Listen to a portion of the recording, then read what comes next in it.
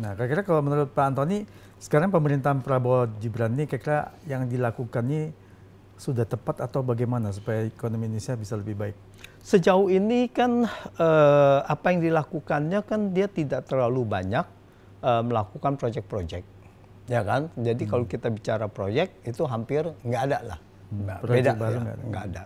Yang dianggap masyarakat kontroversial kan cuma dua, ya satu mengenai makan MBG kan, itu aja kan.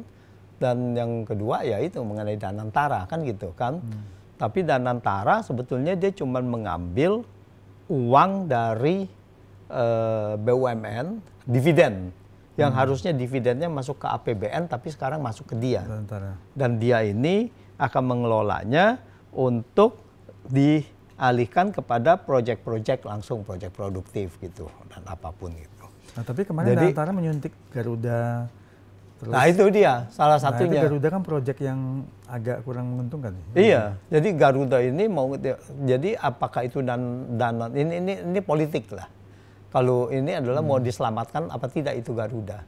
Dulu pun waktu dia uang itu di APBN, apakah mau diselamatkan dari APBN apa tidak gitu kan? Mungkin APBN Sri Mulyani mungkin keberatan. Wah udah dananya dari itu nggak ada dari BUMN, gimana kita mesti taruh lagi ke BUMN? Ya, kan dividen ke Danantara, ya harusnya dividen itu dibuat cross dong.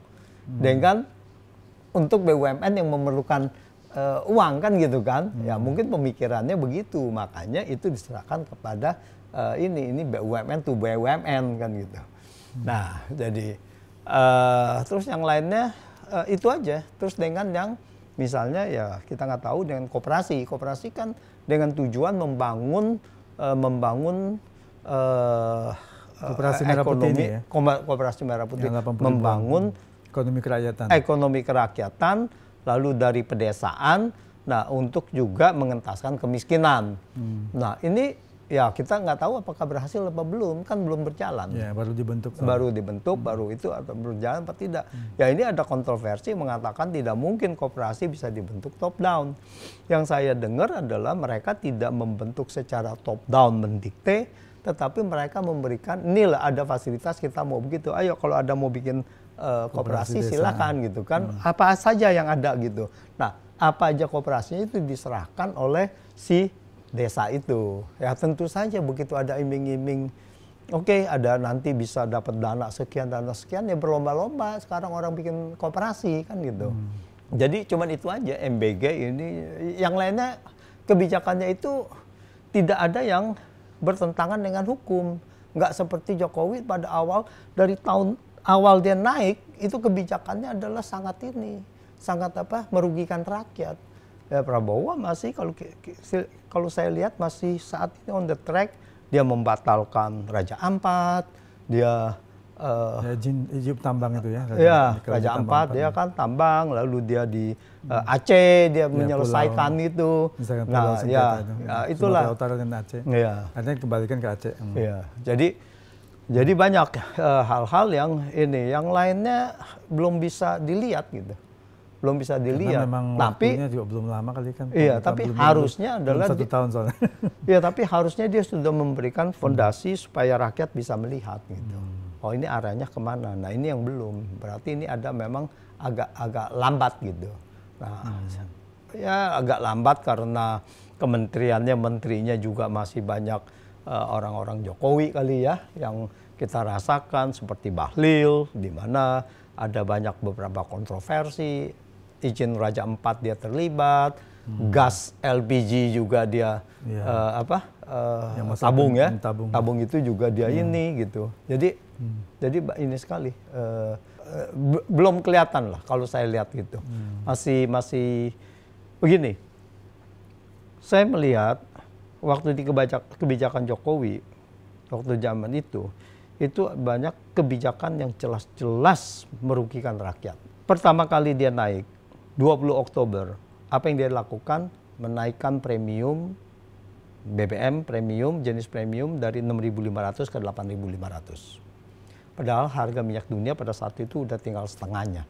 Turun malah ya? Turun dari itu. Dan pada saat itu di Januari, di semester 1-2 Januari, harga minyak kita, BBM kita, Pertamax kita lebih mahal dari turbonya sana, Malaysia, yang tidak disubsidi. Tidak disubsidi, RON 97. Tapi masyarakat kita juga adem-adem saja waktu itu. Nggak terjadi protes waktu seperti zaman Pak SBY. Nah ini buruknya. Bahwa pada saat itu adalah karena sekarang DPR-nya itu sudah dikuasai. Nah inilah political institution ini yang tidak bermain gitu. Karena dia tidak ada, itu waktu SBY menaikkan harga BBM kan yang protes keras kan sebetulnya PDI kan sebagai oposisi dan Gerindra kan. Kalau tidak ada itu rakyat mana bisa. Inilah kerjaan adalah tugas dari si DPR ini, dari oposisi ini gitu. Lalu kemudian semuanya dirangkul. Oke, saya mau melakukan apa? Udah Anda diam saja lah. 1 Januari 2015 Jokowi menghapus 20 trayek kereta api ekonomi. Pada saat itu karcis kereta ekonomi itu di trayek itu naik 2 kali lipat sampai 3 kali lipat. Terus 2016 kemudian dia memberikan tax amnesty. Ya, pertengahan yang berlaku pertengahan 2016 sampai ke 2017 bulan akhir Maret 2017. Padahal itu tidak diperlukan. Karena lalu mereka dengan mudahnya membodohi rakyat, membohongi rakyat. Dengan adanya tax amnesty, maka tax ratio kita akan naik menjadi 14,6%. Tax ratio. Nah, itu waktu 11,4%. Katanya akan naik 14,6%. Kenyataannya 2019 turun menjadi 9,8%. Target tax amnesty penerimaan pajak juga nggak tercapai. Yang diuber-uber malah orang yang di dalam negeri. Yang mempunyai rumah udah lama begitu, belum masukin kepada SPT, lalu diuber-uber Anda harus bayar 3%. Nah, ini kebijakan-kebijakan yang benar-benar sangat merugikan rakyat banyak ini. Tapi orang dari luar negeri nggak masuk dana banyak waktu itu? Nggak banyak, sangat sedikit. Yang dalam negeri malah lebih banyak. Itu waktu saya ada datanya semuanya gitu. Bahkan nanti kan kemudian dikasih lagi tax amnesty kedua. Nah itu dia. Nah sekarang apa? Kenapa tax amnesty itu harus dilakukan sampai 2017? Apa batasnya itu? Dipaksakan. Kenapa harus digolkan? Karena pada 1 Januari 2018 itu berlaku peraturan yang kita ratifikasi di negara OECD dan yang meratifikasi bahwa ada yang namanya automatic exchange of information. Itu mengenai financial. Ya kan? Jadi pada saat itu pemerintah Indonesia akan mendapatkan data-data finansial keuangan dari orang Indonesia yang ada di Singapura, misalkan di luar negeri, di mana yang ratifikasi. Atas dasar itulah mereka tahu, karena mereka banyak sekali orang-orang tersebut yang tidak mendeklar pada saat itu. Banyak pada saat itu transfer pricing lah, dan sebagainya gitu. Mereka declare cuma bayar 3%, bayangkan. Terus udah begitu, 2022 diajukan lagi tax amnesty. Untuk apa? Kenapa?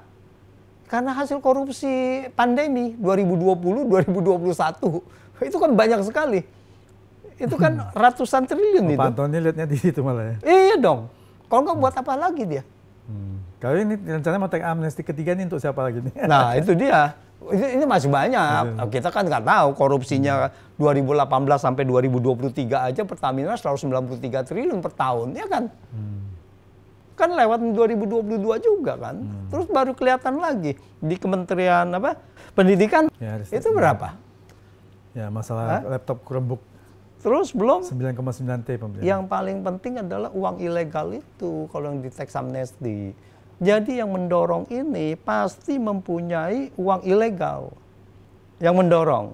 Karena apa? Buat ekonomi itu tidak ada artinya. Tapi bukannya uang itu bisa dipakai buat untuk nanti pembangunan? Enggak akan begitu. Berapa dia? Cuma berapa duit? Sangat sedikit. Dan bahkan itu menjadi moral hazard tuh. Saya korupsi nanti dikasih lagi teks amnesti, saya korupsi dikasih Dapat lagi teks pengampunan dosa, amnesti. ya? Ya toh?